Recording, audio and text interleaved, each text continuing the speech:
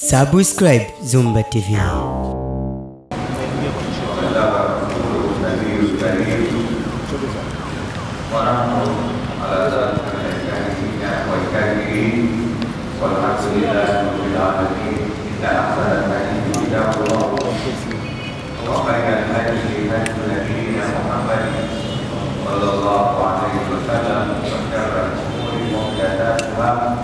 وكل محدثة بدعة وكل بدعة ضلالة وكل ضلالة في النار ونعوذ بالله وأشهد أن لا إله إلا الله وحده لا شريك له وأشهد أن سيدنا وحبيبنا وشفيعنا ومصطفانا مولانا محمدا عبده ورسوله صلى الله عليه صلاة يخرجنا بها من ظلمات الوهم ويخرجنا بنور الحق ويوهب لنا ما أشكالك إنعاما يعلم ولا نعلم وعلم القلوب رب اشرح لي صدري ويسر لي أمري واحلل عقدة من لساني يفقهوا قولي أما بعد نويت التعلم والتعليم والنفع والانتفاع.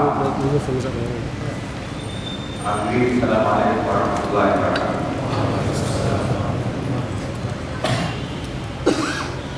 Hakuna budi kuola anapotaa kwa kujalia mimi na nyinyi kuwa ni miongoni mwa waja wake ambao kwa fadhila zake na mashia yake tumeingia na kudiriki Ramadhani nyingine katika umri wetu ya mwaka huu 1447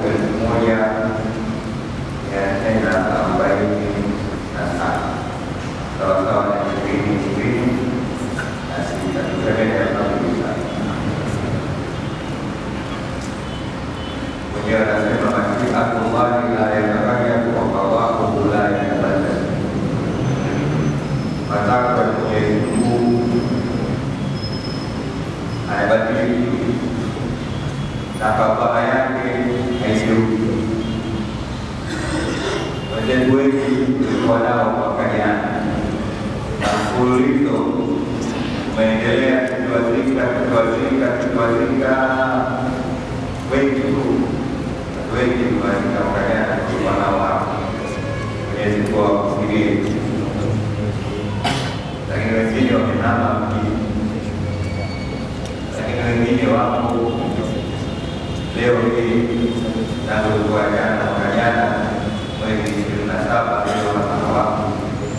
Kwa hiyo tumekutana tena katika kikao chetu tulichokizoea kwa muda mrefu kama hatujainuka mpango yake Mwenyezi Mungu subhanahu wa taala. Tunaingia katika Ramadhani nyingine.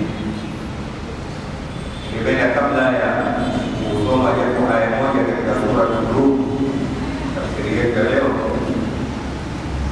kwanza niwapongeze kwa Mungu kuwakadiria nyinyi na mimi kuingia katika Ramadhani. Bwana tunakila ndogo, alhamdulillah. Siku moja wakifunga siku moja kulilani, siku moja tu, anayekuwa mbali na moto wa jehanamu mwendo wa miaka 70. Kwa hiyo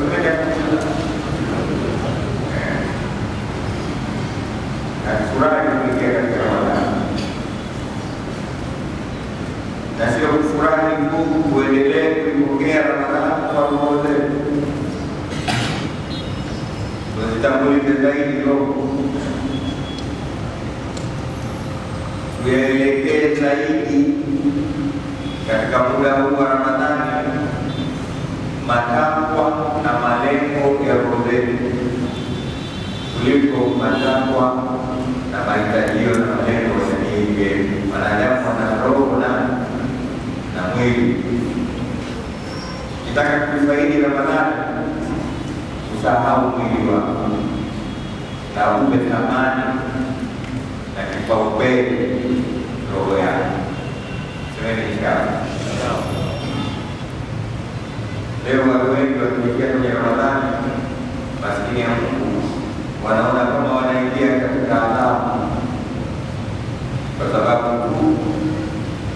malengo, miono, matarajio na mapenzi yao ni mingi yao.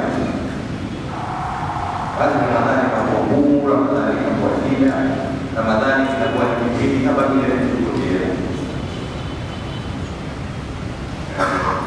Lakini kama utatanguliza roho, utopenda Ramadhani yako. Na ukweli, mimi na wewe tunachukua thamani kidogo kuliko miili yetu. Zaidi ya mara milioni tunatamka tukasema kwamba faanta birruhi ila bijismi sana. Wewe ni Mungu kwa sababu ya roho yako, sio kwa sababu ya mwili. Na mara nyingi tukitamka maneno ya wanakuu waliosema yafanya majismi kamtasaala kisimati, au katika riwaya hii kamtasaala kisimati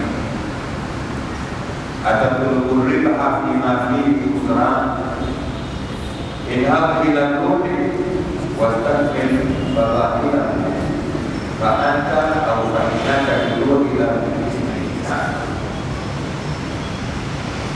Ndugu yangu mpenzi, unaopoteza muda wako kwa kushughulikia mwili wako kila muda, kila saa, kila wakati. Ukiamka asubuhi, kipaumbele chako cha mahitajio yako ni mwili wako. Unaamka unachukua mswaki, brush. Mswaki ni kwa faida ya roho, mwili. Useme ni kwamba hivi unaipigia roho, unapigia mwili. Unachukua maji na sabuni na kitambaa, unafuta uso wako. Maji yale na sabuni na kitambaa kile kwa ajili ya roho au mwili. Kitoka hapo unafungua shama yako, unakoga na shampoo yako au na sabuni nzuri yenye kuvutia. Joto hili la roho au mwili. Unachukua taulo kufuta mwili. Unatafuta msuli au nguo nyepesi, unakaa kwa ajili ya breakfast. Kaka kidogo na viazi ya baini ya kiwaje kuku omelette ya kumwambia mwenyewe ya kiasi kauke ziwe vegetarian kidogo na vijikuu pembeni na vijingimu na sika sana kwa unapata mwili kwa ajili ya roho, kwa ajili ya mwili. Hatujapata roho bado. Unatoka hapo na unatafuta nini? Unatafuta suti yako kama mvaa suti au mvaa kapu kama mimi na vingine uliotanguliza mbali kwa kinakosa na wenzani. Hiyo ni kwa ajili ya roho, kwa ajili ya mwili. Basi kidogo kwa ajili ya roho, kwa ajili ya mwili. Mwili ndio. Kama una kipato chako unatoka unapata baada ya kuvaa viatu na buti kwa ajili ya nini? Mwili. Kisha unapata haja yako mwenyewe. Unaondoka katika nini? Sikakule unawajahisi kwa ajili ya nini? Bwana anasema kama tas'ala bilimati, mpaka lini wewe utakuwa unashughulikia mwili jasiri kwa kupata nini? Mpaka nini? Namanya tahayu ya na kushangaa ukitaka kupata mwenye hii uone hapa 24/7 kuanzia asubuhi mpaka jioni unalala wewe kuangalia mwili anakuzindua, anakwambia atakulu riba fima fihi usran. Unatafuta faida kwa kitu ambacho mwisho wake ni hasara. Yaani unatafuta faida kuitafutia kitu ambacho mwisho hicho ni nini? Hasara. Anamaanisha huu mwili unaokupeleka mbio masaa yote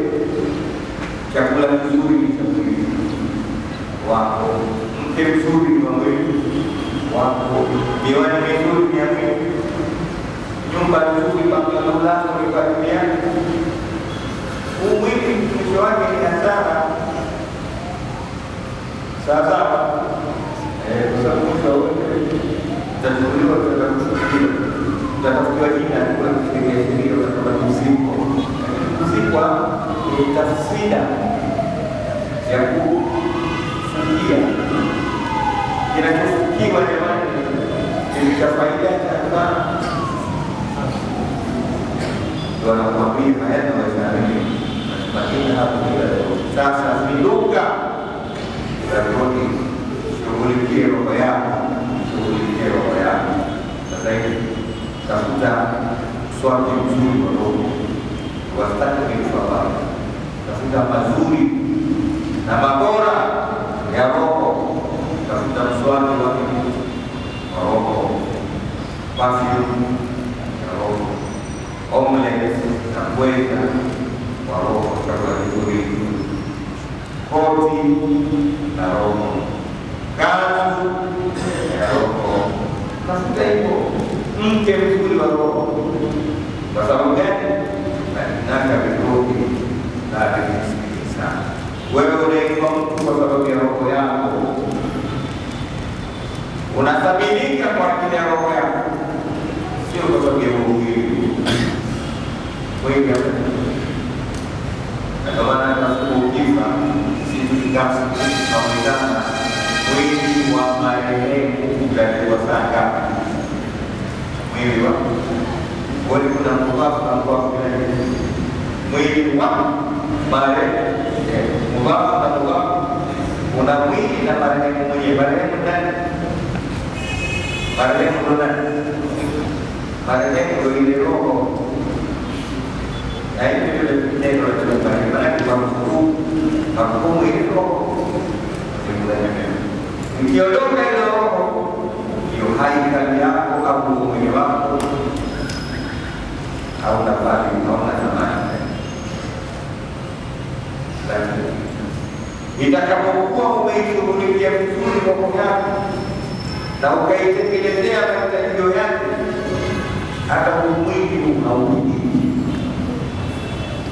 hauzeeki, haumwi, hauozi.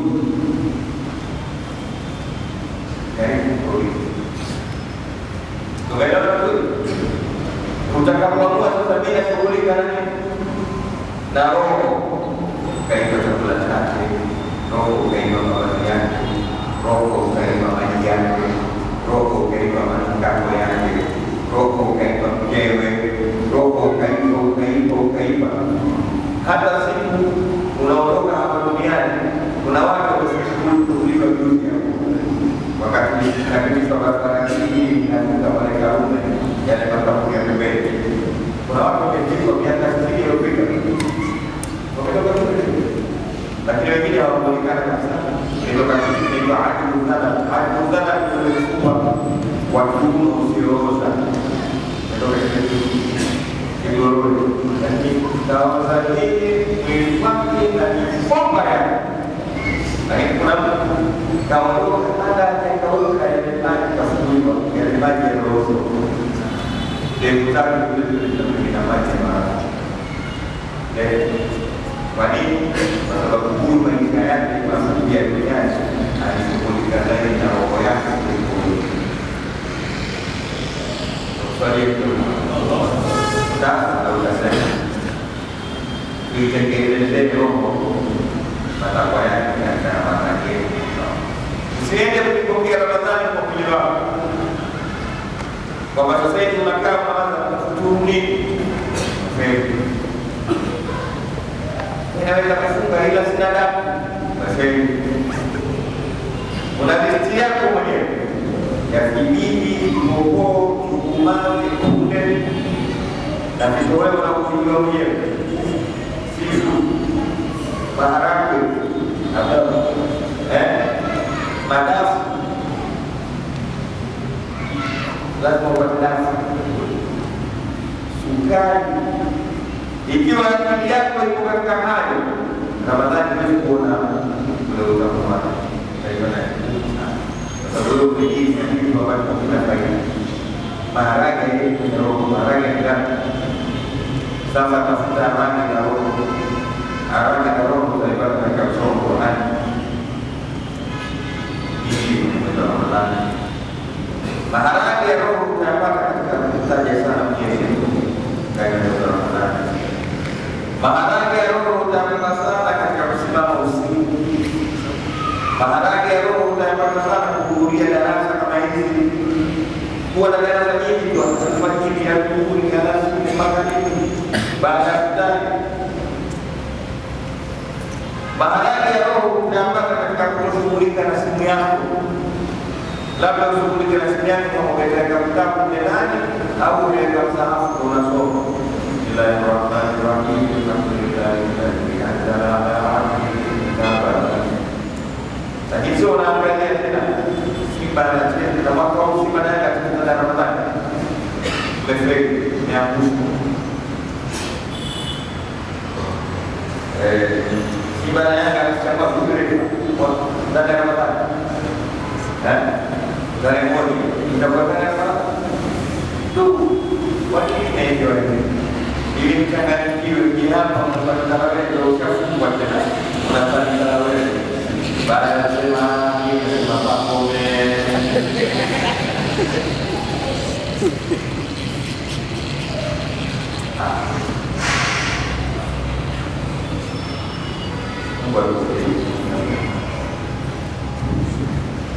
kuna watu kwa kujipumbaza wataweka mpaka mambo ya Ramadhani Ramadhani. Juzi tunaona kuna Ramadhani kama ila Ramadhani. Yaani kupata sehemu kwa sababu kucheza mpira haujamtosha mpira unaocheza matunda yote ndani ya mwaka mzima. Kuna kile sikapu na kingine ndogo kapu na kingine Serandika mwingine Eswahili umetoka kama mwingine Champions League umetoka kama yani umetoka mpira yote umetoka yote umefungwa na bado sasa haja ya Ramadhani kama hebu wengine hawana makapu wana karata zao wanacheza wamecheza karata kwa siku ile mpaka sisi kwa darasani tunacheza wanaangalia umekuwa wanapenda sana umeoa bado biba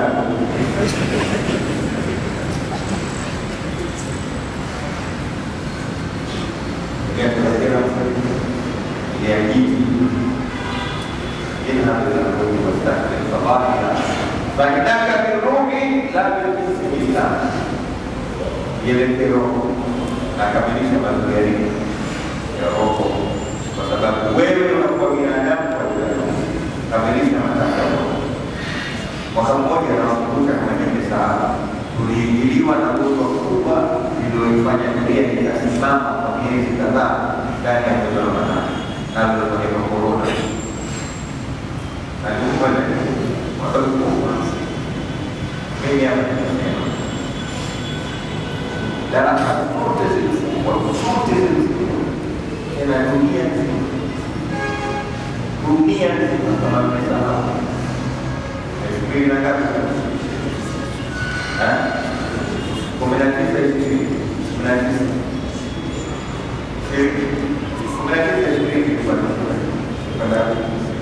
19 darasa zote zilifungwa, sio Dar es Salaam, dunia nzima ilisomeka. Na niliwaambia maneno haya, jioni kwa roho zenu, korona haikumbwana mmoja basi. Na kaini iko kutoka kwa ile distance movement, zero distance ndio sawa. Watu wananiambia wasikia korona, nisema ndani barakoa basi kama watu wote sikina. Kwa nini? Kwa sababu korona inakwenda kushambulia mwili, ila Ramadhani inakwenda kuokoa roho, na roho ikisimama mwili unaona, roho ikilegea mwili unaona.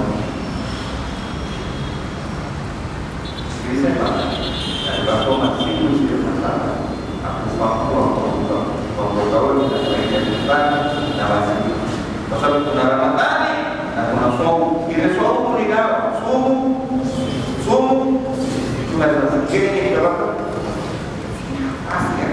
So amekuletea dawa ya corona, tulifanya hiyo hapa kama tunataka kushuhudia sura mambo yote anajua hata nini kilifika, lakini dunia nzima hakuna mtu aliyefanya darasa labda ilikuwa, lakini katika public ya mimi nifanya kama na nini kilikuja baada ya kusoma ule ushuhuda wa kupokea Ramadhani kidogo. Kwa hiyo pia tunaomba Ramadhani hii ufanye Ramadhani pekee. Sasa sibiri na sibiri labda ukionyesha kwa kutokea. Ili zaidi kutafuta sawa. Ndio pili. Nzuri hapa mimi tuna swali hapa na wafanya biashara wengi wanafanya biashara. Tuna soko, tuna wenyewe tunaita huu ni msimu wa huduma. Ni msimu wa huduma kwetu, lakini huduma sawa. Huduma sawa, sio huduma hayo, huduma sawa. Sasa nendeni tukawafanyie wahubiri na waja katika kipindi cha Ramadhani upesi. Mwenyewe anasema katika Ramadhani na tafsiri zake yuridu Allahu bikum al-yusra wa la yuridu bikum al-usra. Na nisikie hivyo tuko tutani elfu mbili ifungo la Mungu leo liko duniani yo tapi ndio kwa kipindi chake na kulingana na Mungu kwa sababu ya watu wengi wanasema watu hilo na si apa lakini wengi ndio kwa nao wote hivyo tunao hivyo unaoshangaza kama vile tunabidi hivyo wao wanasahau, lakini waje wao wanawake katika kipindi cha Ramadhani kuanzia asubuhi mpaka jioni yeye anaendelea jiko na tukaka sisi yeye na wajiko na vivyo jiko na kisa tunakuuliza wewe wakati unatoka shule leo utafuta nini, ukamwambia hiyo nini utakuwa na mwanangu akaa bila samaki bila nyama anapenda kuku anapenda kileja bahasa dan bahasa terkait nyeupe bahasa boleh khas pada orang nyeupe bagi seksi di sini ini kwa pada mtu anakuogopa hapati wakati wa kushika tasbihi anasema astaghfirullah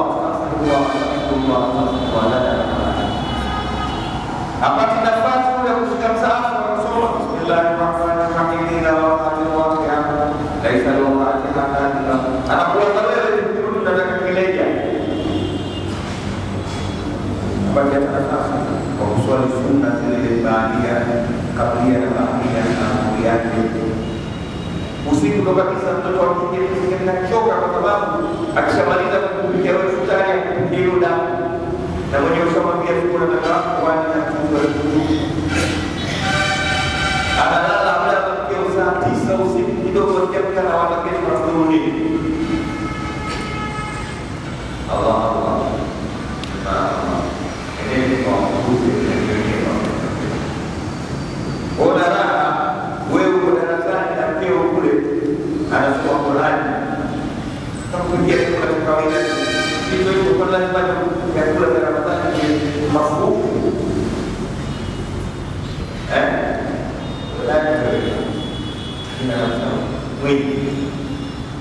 leo kwa nini tapi kwa kawaida kama hivi unajua kwa lakini sasa unaona mambo Mmenielewa hiyo? Tunazungumza kukumbushana, lakini cha mwisho sio kwa umuhimu, ndugu zangu, kuipokeni Ramadhani kwa sababu Ramadhani ndio mwezi mbaraka, mwezi mbaraka. Mwenyewe Mtume sallallahu alaihi wasallam anasema hata Ramadhani shahrul mubarak, imekufikieni Ramadhani mwezi wenye kubarikiwa. Maana yake kila sekunde ya Ramadhani na dakika na saa yake inakuja na baraka. Baraka ndio kitu kinachotakiwa mwanadamu akitafute kutoka kwa Mwenyezi Mungu Subhanahu wa Ta'ala. Baraka ndio mafanikio, baraka ndio ziada.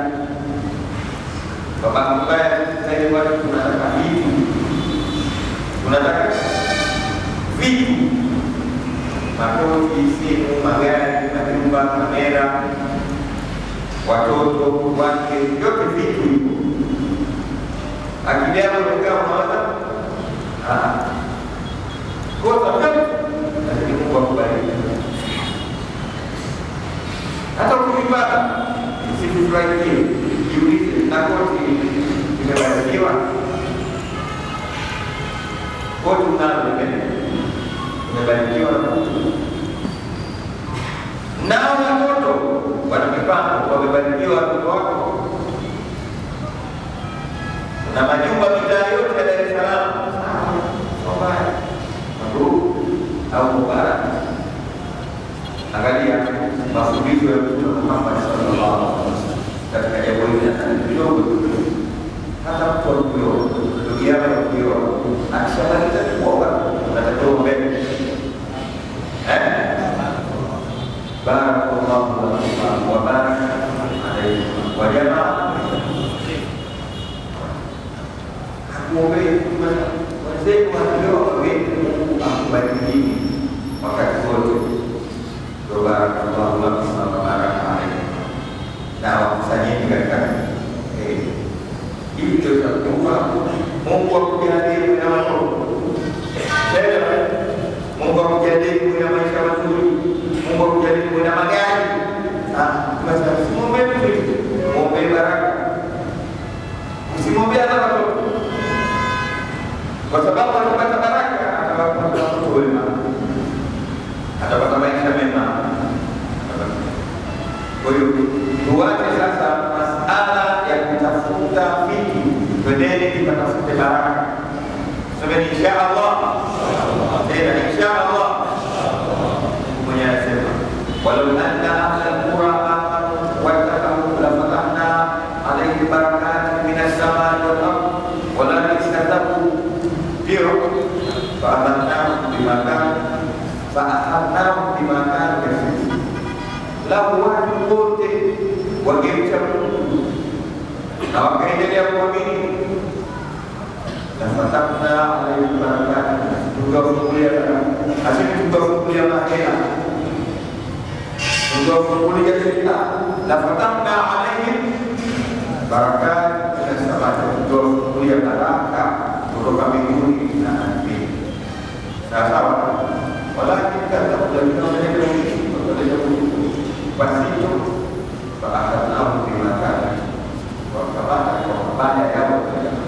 Leo ndio sisi tulivyokuwa kila kitu ndani ya elimu, ana elimu, ana kazi nzuri, ana afya, ana kila kitu, lakini bado ana hofu kwa sababu hana baraka.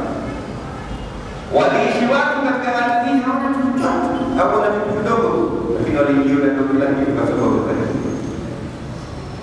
elimu zao zilikuwa chache sana, lakini kwa sababu walikuwa wamebarikiwa, elimu zao zilifanya kazi. Leo tuna elimu kuliko vitabu, yaani tuna vitabu kuona wewe na kugoro, lakini elimu haina maana yoyote, kwa sababu elimu hiyo una walimu tele na walimu mji mzima wamekufundisha nchi yote, lakini walimu wale hawakusaidia chochote, kwa sababu walimu nyingi wote hawakubarikiwa.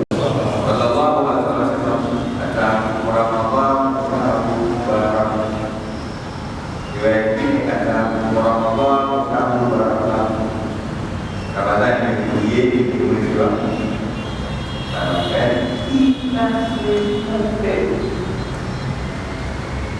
kila sekunde dia barang. Kemana wazir itu kirani baada ya swala za usiku za mchana.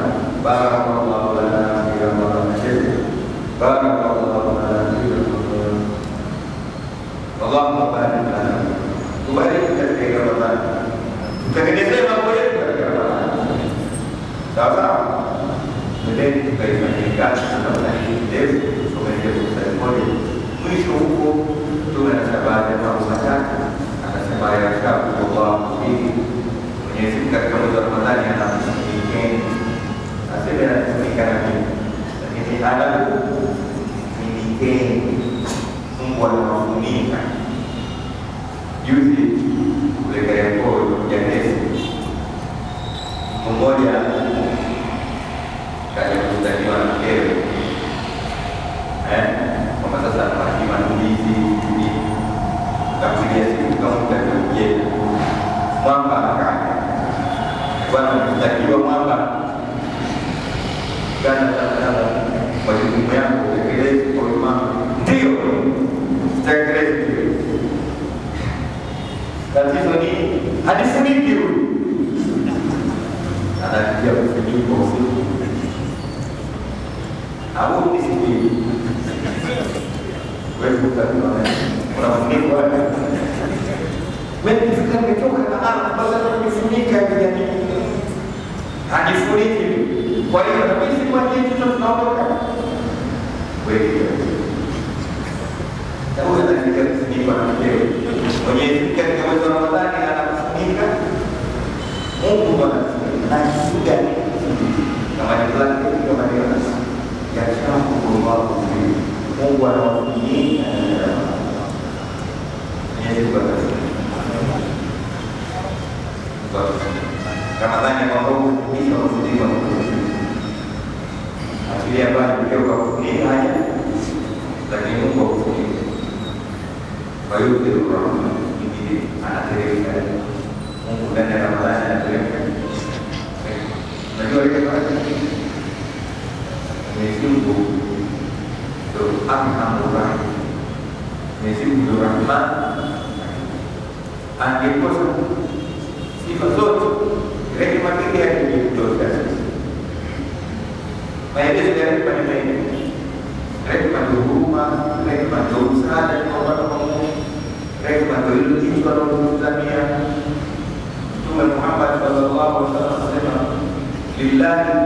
lillahi mi'atu rahma, Mungu ana rehema 100. Ana rehema 100.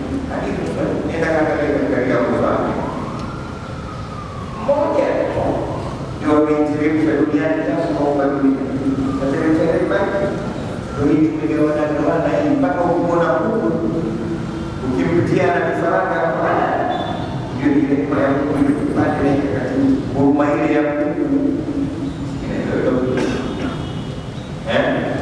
mpaka anamhamisha mtoto wake jengo kwenda jengo lingine ili asikiwe ile. Ukimwona mama anatembea niyo rehema moja ile. Ukiona wewe unamsaidia mtu ile rehema moja. Imeelewa? Ana rehema 100 aloiteremsha duniani ni moja tu. 99 bado anazo mwenyewe na wamoja wawili mkono wako. Yesu tokea katika mwezi wa Ramadhani waliuziru. Na kwa hii rehema ya Mwenyezi Mungu ndio watu wengi wataokolewa na Allah. Kwa maana napewa kila siku hakikisha wanasema ya Rabbana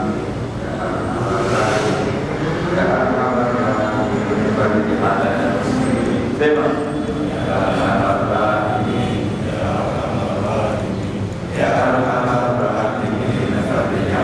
usiku bezizake zile tumeandikwa uweze kujua zipezi. Wazee wetu wanakwambia hakikisha katika ndani masalimani, kwa maana ya kila siku sema ya Arhamar Rahimina mara 450 mara 400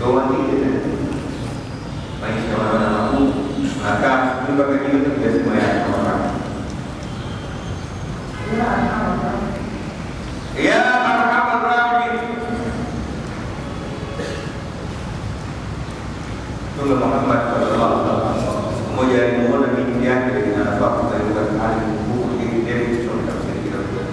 Akamwambia nataka nisomeshe dua kidogo. Isoma ile dua kwa yako kwa sana.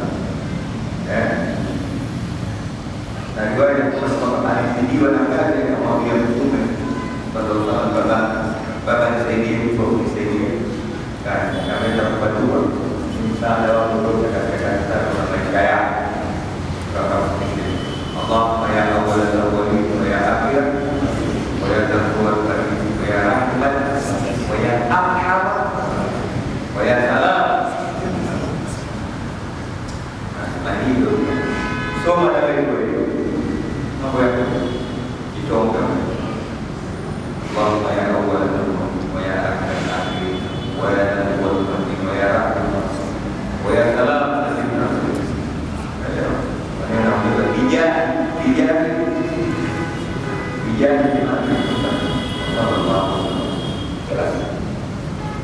Sio sana jadi boleh dua hiyo juga itu lakini yang mengikat kwa sababu tunataka ile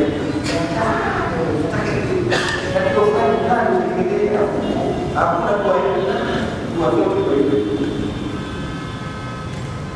sawa nenda kwa hiyo Allahumma ya awwal al-awwalin wa ya akhir al-akhirin wa ya ذا القوة wa ya arham al-rahimin wa ya arham ar-rahimin wa ya salam sallallahu sayyidil sayyidil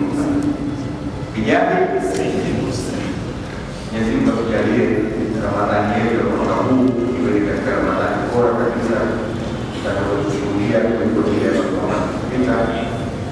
Na Mungu ajalie vipande yote tusimame usiku tusome Qur'ani nyingi tusaidiane. Kuna kitu nimesahau kidogo na uwasaidie watu saidia watu kufudurisha ndugu yako na kumfudurisha mahali sio kumtia nyongo na nini mwani wewe na kwanza kushukuru itoke kwako. Sawa? Kimkuta kabla ya kwa pekee au mpemaji au kufungua. Yaani riziki ya kwanza atakayefungua somo yake itoke kwako. Basi wewe unapata thawabu zake zote. Thawabu zake kama anazo malah kira-kira ada kira-kira terus kutokolewa na nia yako. Lakini kama anazo zile thawabu zote utazipata wewe na yeye hakupungiwi na nani. Kwa hiyo tunataka kushirikiana. Na ndio maana kama wazee wetu zamani mambo mengi tulipozaliwa sisi watu wote walikuwa wanashukuru, watu wote wanashukuru. Jibara sana kwa sababu hii atakayepita kwa hiyo. Lakini mambo yamebadilika kwa sababu hatuna baraka. Watu wote tunashukuru ndani ya ndani. Maana nyumba ina ndani na ile ndani ya nyumba ina ndani yake. Kila familia moja.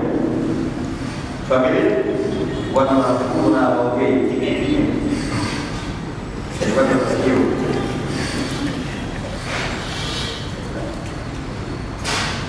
Mnawezio ili kimoja uturudishe hilo kanuni ile sadaka maana tunapata na kumbana sadaka ya Mungu tulichokuwa nacho. Sasa na Mtume sallallahu alaihi wasallam anakuamrisha katika mwezi wa Ramadhani tuwe tuna omba mambo manne. Tunadumu katika mambo ya kwa kwanza tunaendelea kushuhudia kwa Mwenyezi Mungu hapa na wala ile ya Muhammad. Sawa. Tapi tuendelee kuomba msamaha.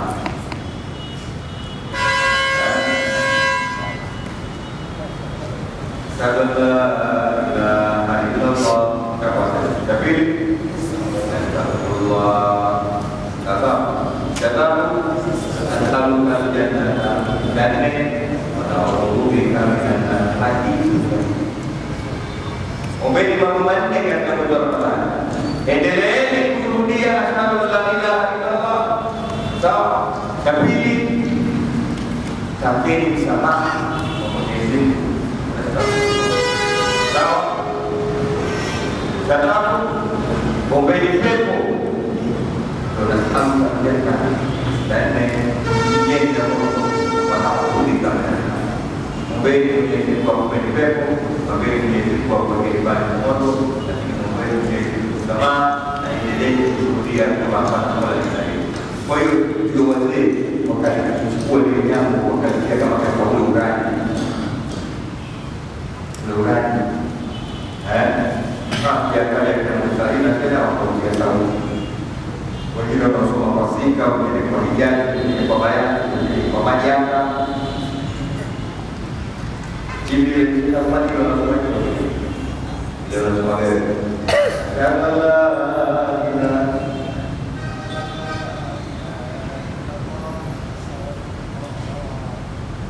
salukan dan saya beribadah. Ini sika basi ndio kwa vijana, lakini usome kwa huduma kwa kwa ulivu naomba kutoka ndani ya moyo wako.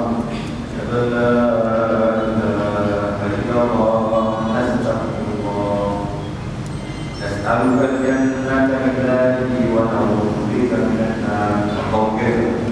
Allahumma innaka 'afuwwun tuhibbul 'afwa fa'fu 'anna ya karim. Ya Jawwad.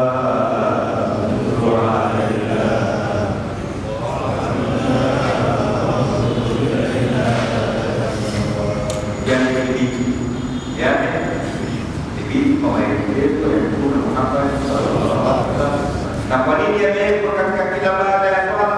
Kwa sababu miongoni mwa nyakati ambazo kwa dua ya kumtaria afla baada ya swala. Sasa unapompata maagizo ya Mtume kisha unaomba wakati sahihi tena ndani ya mwezi wa Ramadhani. Sio kijibu cha Ramadhani. Watu wanaita kijibu cha nini? La, maelekezo ya Mtume Muhammad. Wazee wenye hikma mwenyewe anataka kutoa wakati wote, lakini kwa vile watu wanakuwa wengi msikitini na nini pia kwa imama baada ya swala, kwa sababu baada ya swala ni miongoni mwa nyakati ambapo huwa inakubalika. Kwa maana mama anatisha watu wengi, mama anatisha watu wengi, mara watakuweza wengi sikasiri baki kaona watu hapa shamani hilo kwa sababu kwa sababu hivi hawa wanakusanyika tendo la kwa kitawale. Mtu anasema hivi. Subiri.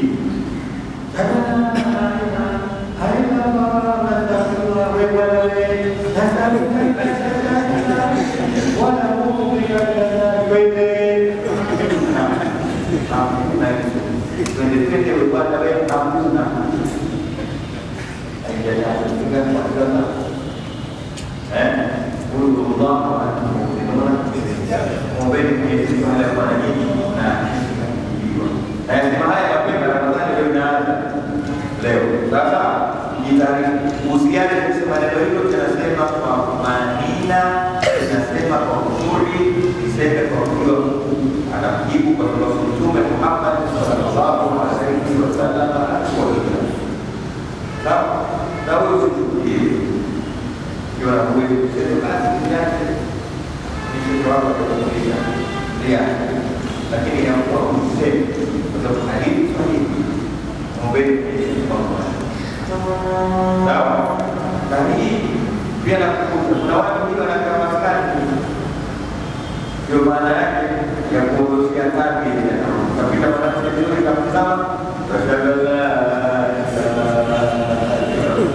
apa nak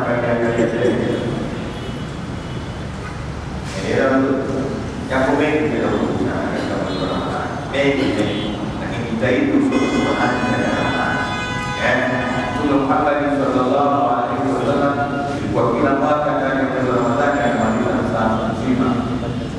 Mwaka ule ulikuwa kama saa mbili. Wewe leo utakumbuka utasoma kitu ngapi? Na sio wakati wa kusoma sana kwa maana mtu msikitini katika saa kusoma Biblia kuja kwa kuwa kama msikitini kuna kafadhila za Mungu. Unataka kuzungumza naye maji huko waache kuongea kule. Kaingia msikitini tunapiga Biblia. Kama ni watu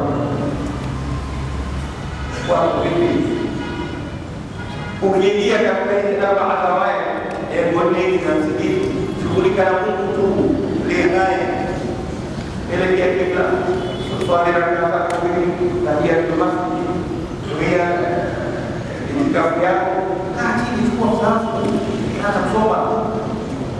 Basi hata kama uwezo wote huwezi, namna yake simo. Bismillahirrahmanirrahim. Bismillahirrahmanirrahim.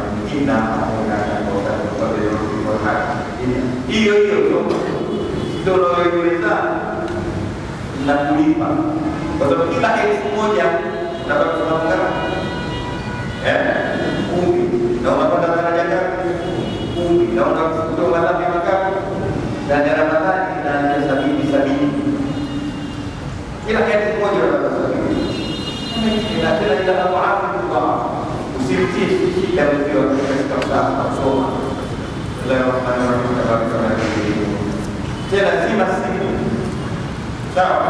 Somo hili la hiyo Ramadhani. Kuishughulikia Ramadhani. Wallahi darasa hili tunapokuwa tafsiri na leo katika pili tunabaji baada ya kuleta maelezo hayo. Some surah gani? Surah Musa kulilah. Mwanzo kabisa. Allah. Yesu kira kata itu sebenarnya pada saat aku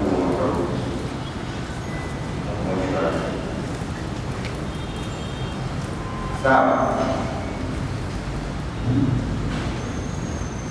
tunasoma surah surah katika surah zilizotamakan. Wakati Mtume sallallahu alaihi wasallam alipokuja Madinah na ina aya 60 na inaitwa surah Roma. Kiswahili Rumi, Roma ile Roma ya Italia. Ya begitu Rumi. Kuna taifa linaitwa la Rumi wa Roma. Hao ni watu ambao waliamini na Yesu wa Kristo. Sawa, ni manufaa. Ni baadhi ya tafsiri wanasema Kristo. Kuna vile sana kwa Kristo na Roma ni manufaa. Si lupa. Jadi katika kitabu cha Siyana lakini watu walioamini na Yesu Kristo taifa makati yake kwa wapi Roma Italia. Taifa ambalo pale litawala kwa muda mrefu na kwa nguvu na kwa Ulaya katika mataifa ya kati ya juu ikachukua zile za Sham zote. Sawa, sema Sham kama vile Syria, Palestina, wapi Lebanon, kama nyingine ya Jordan, kwa hiyo anataka kuona Jordan na wakati huo ukawa wapinzani wao kuwa ni Wafusi ambao tunaweka Waajemi. Wafusi ni wale watu Irani kwenda huko, na walikuwa ni taifa moja kubwa sana. Sawa, na tofauti yao wale Wairani au Wafusi wakati huu kwa hiyo kisa tunataka kueleza, walikuwa wengi wao ni majusi na watu wanaoabudiwa na mwezi na moto, yaani wanaabudu moto, mwezi, jua, kibandani. Kama hiyo hapo ni kwa mtazamo mzuri hiyo wakati Mungu wake na wale wataifa na mpaka leo bado tunaona mambo ya wale sana maji kwa doa ndani na abulushwa. Sawa, tutasoma kisa kidogo au baada ya kama na kutoka. Kwa hiyo sura hii inaitwa sura ya Warumi. Ndani ya Biblia iko Warumi Hivyo na sisi tunao uhuru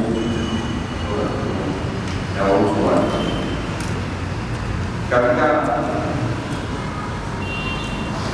tumesema inaanza na inaitwa kama kawaida. Sura nyingi zilizofunga Maka zinakuja sehemu kubwa kuthibitisha uwepo na uwezo, kwa sababu kipindi kile ndio kwanza Mtume sallallahu alaihi wasallam anaanza kazi yake.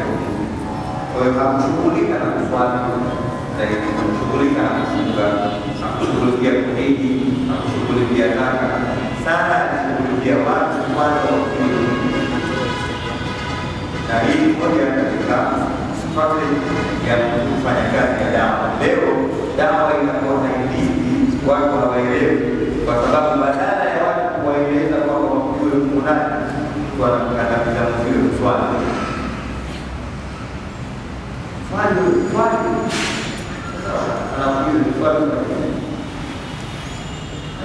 funga chezo kutana na kuwasuburi mpaka sehemu ya kula ya kodofe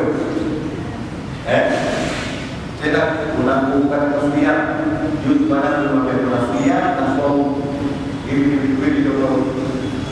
Suya na Mwenyezi Mungu anataka uwe na suya, sio swau uwe kutiba alaikum ya alisema kutiba alaikum kwani jadi somo ni mtu kujizuia kusema ini nadhamu Rahman falan kubadilika leo nakuja katika sura kwamba mimi leo nimeweka nadhiri ya kusema sitakusemesha yoyote. Kwa hiyo kusema maneno yoyote kama sisemi ile kumute kupiga mute kumuna kuanzia mpaka kidogo useme kidogo kidogo katika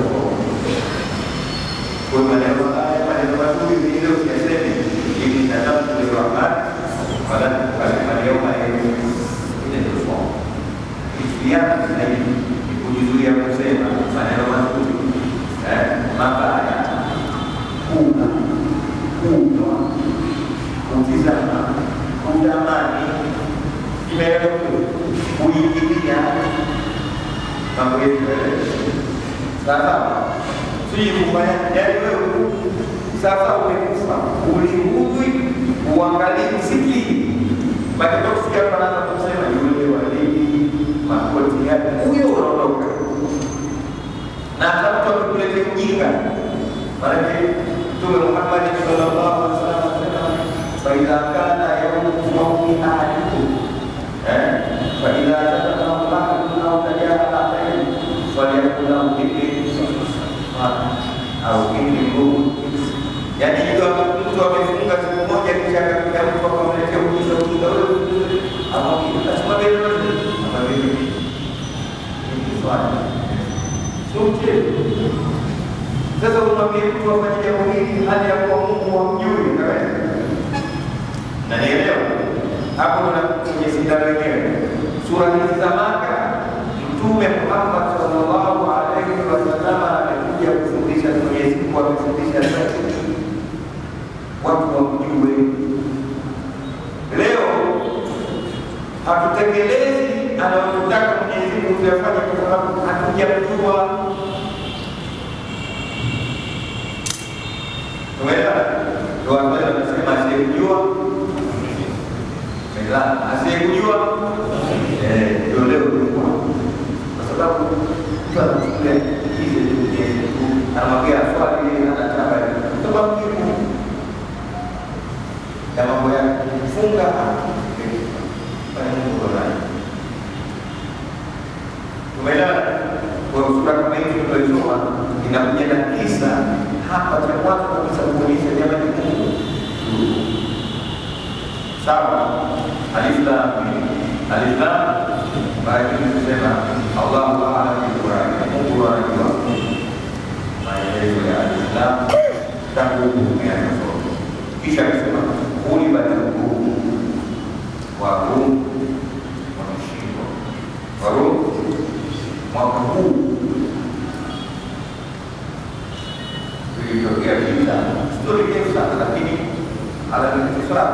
kati ya hao majusi na warupa wakubwa, lakini wakubwa walichakatwa, walipigwa, wakanyang'anywa miili yao na hawa wageni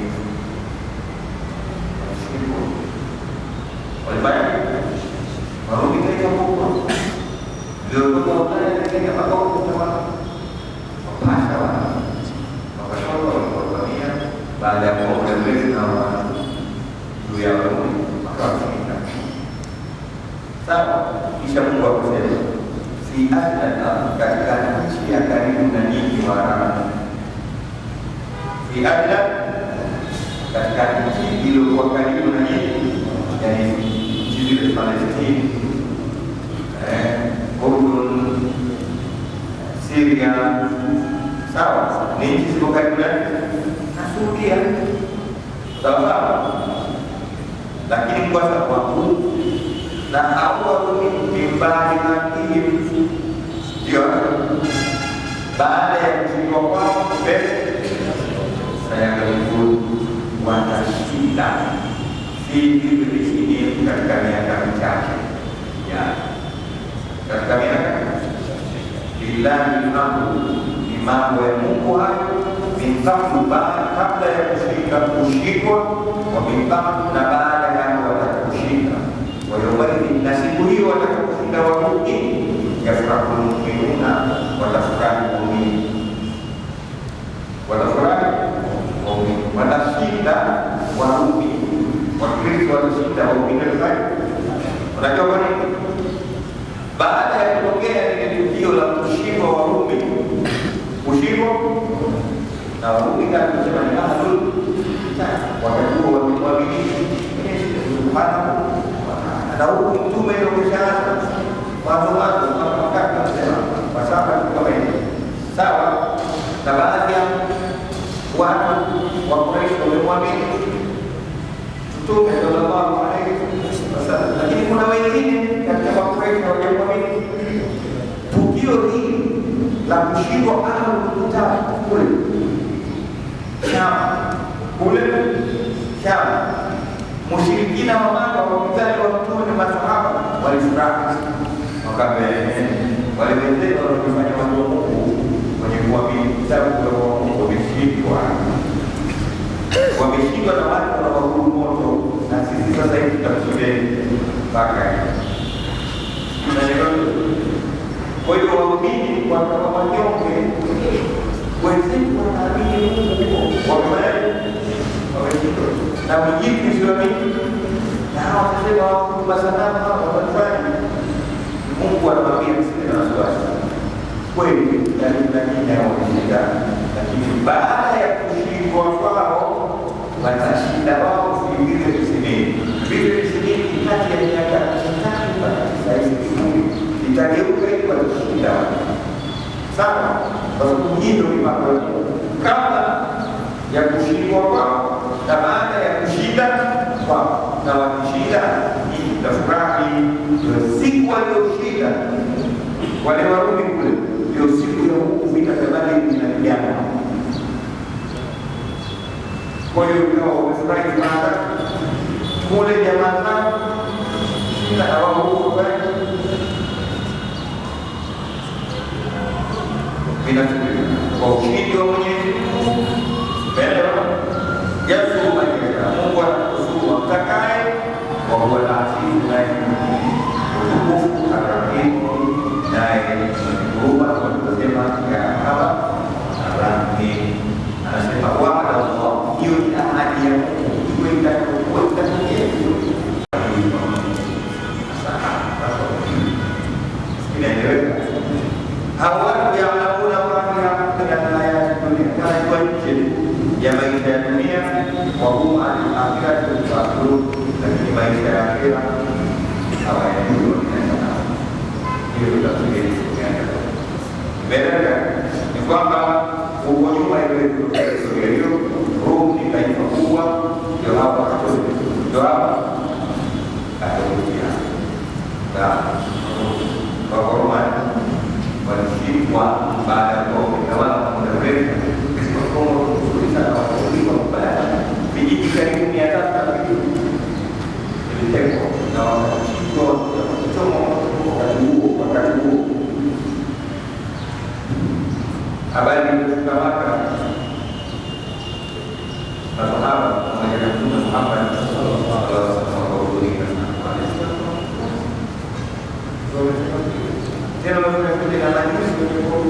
na vibanda kusikiana na huku makuraishi waka bagi zamini wale zetu kule makufiri wanawashikia kwenye vitabu zetu.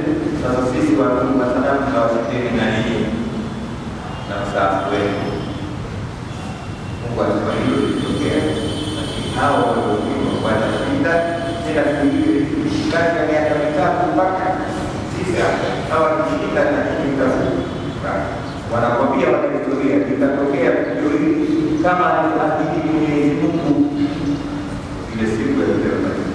Kule Roma wanashinda na huko Waislamu 300 na kule wanawashinda watu 1000.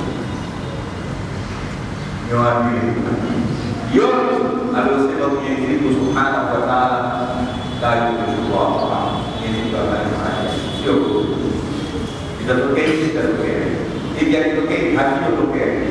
Lakini tatizo mwenyewe anasema watu wengi hawajui kufanya mambo kwa Mungu. Hata ukikaa mtu kumwambia Mungu na mipango yake kadha wa kadha, leo haya